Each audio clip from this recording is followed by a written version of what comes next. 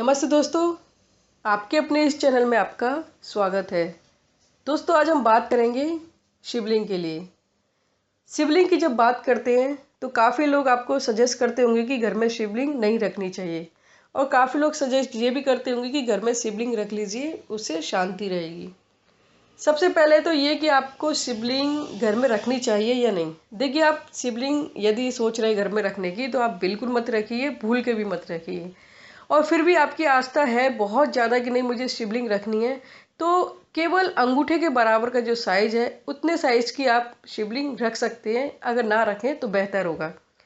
और यदि आपकी शिव जी में आस्था ज़्यादा है तो आप या तो उनका पोस्टर लगा सकते हैं घर में, या फिर उनकी मूर्ति ला के पूजा कर सकते हैं।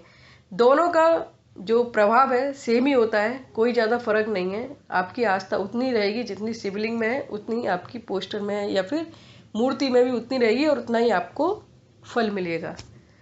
अब बात करते हैं कि घर में शिवलिंग क्यों ना रखें।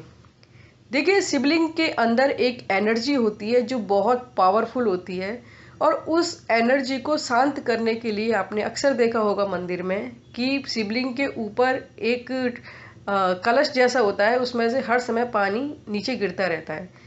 वो पानी नीचे गिरने का एक यही वजह है कि जो उनके अंदर से जो एनर्जी निकल रही है वो शांत रहे, जो उनका गर्म जो स्वभाव है वो वहाँ की वहीं शांत रहे। इसीलिए जो कलश है उसमें एक छिद्र करके और उससे पानी हर समय नीचे गिराया जाता है।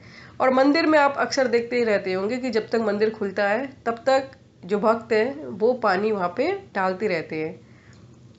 यही वजह है कि जो शिवलिंग है उसको घर में ना रख के आप बाहर रखें, या फिर बाहर के मंदिर में ही आप पूजा कर सकते हैं। मंदिर में पूजा करने का सिर्फ यही एक कारण है कि जो शिवलिंग है वो बहुत गर्म होती है, उनको शांत करने के लिए आपको हर समय पानी डालते रहना चाहिए, जो कि आपके पास पॉसिबल नहीं है।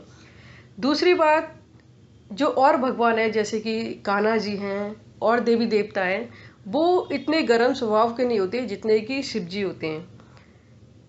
अब बात आती है कि शिव जी की पूजा कैसे करें। देखिए, अगर आपके घर में शिव जी ले आए हो या फिर उनको जल प्रवाह नहीं कर पा रहे हो, तो आपको चाहिए कि उनकी डेली विधि विधान से पूजा करें, क्योंकि शिव जी एक ऐसे हैं जो कि पूरी विधि विधान से उनकी पूजा की जाती है, और जो कि हर इंसान के लिए पॉसिबल नहीं है। एक ये वजह भी है कि घर में शिव जी इसलिए भी नहीं रखे जाते हैं। अब बात करें कान्हा जी।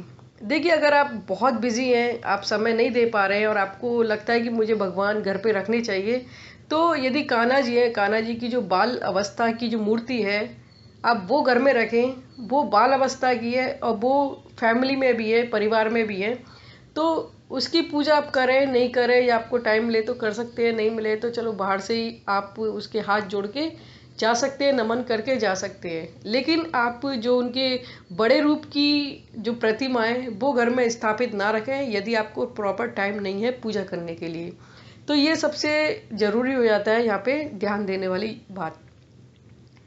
इसके बाद यदि आपके घर में जैसे 3 गणेश जी हैं, 3 लक्ष्मी जी हैं, या फिर 3-3 करके और भी देवी देवताओं की मूर्ति अगर आपके घर में रखी है, तो आप उसको वहाँ से हटा दीजिए। ज़्यादा से ज़्यादा आपको रखनी है तो 2 मूर्ति या फिर 1-1 मूर्ति ही रखें, क्योंकि फिर ये क्या है कि अगर इनकी मात्राएं ज़्यादा बढ़ती हैं तो फिर घर में नकारात्मक ऊर्जा भी बढ़ती जाती है। यही कारण है कि 1 या 2 मूर्ति घर में रखें। सेम सेम से मतलब ये है कि जैसे 2 गणेश जी, 2 हनुमान जी, या फिर इस तरह से ना रखें, 1-1 मूर्ति या 1-1 पेयर ही घर में रखें। दूसरा, काफ़ी लोगों के घर में शंख भी देखा गया है, और शंख होना भी चाहिए घर में, क्योंकि शंख जो भगवान विष्णु है, जो कि सृष्टि के दाता हैं, और जो लक्ष्मी जी हैं उनके भी पति हैं।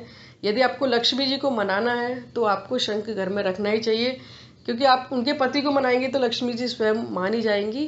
तो यही वजह है कि शंख घर में होना चाहिए, और शंख घर में एक ही होना चाहिए, 2 शंख घर में नहीं होना चाहिए, क्योंकि 2 शंख भी फिर घर में नकारात्मक ऊर्जा उत्पन्न करते हैं। तो ये 2-3 चीज़ें हैं जो हर किसी को कर लेनी चाहिए।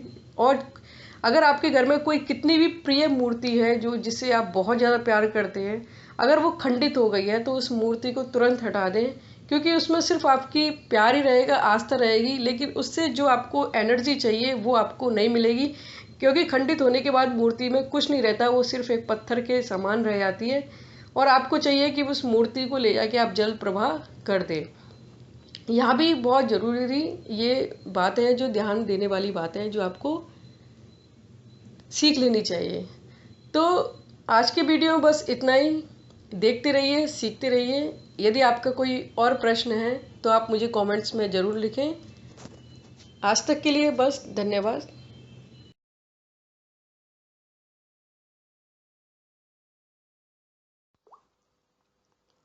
दोस्तों, आशा है कि आप हमारे वीडियो से कुछ ना कुछ सीख पा रहे होंगे। अगर आपको कुछ सुझाव देने हैं तो हमें ज़रूर दें। साथ ही आपको वीडियो पसंद आए तो लाइक बटन पर ज़रूर क्लिक करें, और अगर पसंद आए तो डिसलाइक बटन को भी ज़रूर क्लिक करें। कृपया अपनी प्रतिक्रिया ज़रूर दें ताकि आपके लिए इस चैनल को और भी बेहतर बना सकें। धन्यवाद।